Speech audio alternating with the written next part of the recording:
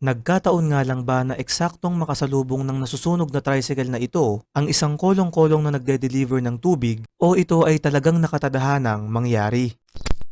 Mga kaibigan, nito lamang March 21 sa gilid ng kalsada ng Barangay Martires del 96 sa Pateros, bigla na lang nagliyab ang tricycle na ito habang sinusubukang paandarin ng driver. Maya't maya lang ay bigla namang dumaan ang dalawang lalaking sakay ng kolong-kolong na magde-deliver sana ng tubig.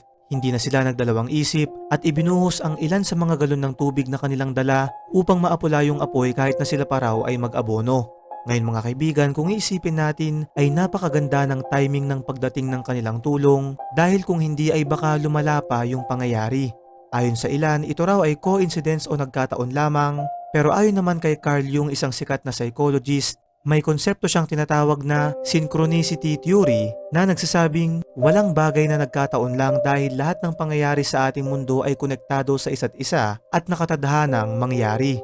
Ibig sabihin, yung natirang galon ng tubig na hindi pa nila na-deliver ay nakatadhana talaga para gamitin upang makatulong dun sa nasusunog na tricycle. Inuulit ko, ito ay isang teorya lamang dahil sa kabilang banda ay maaari din naman na ito ay talagang nagkataon lang o di kaya ay kabilang sa mga plano ng Diyos.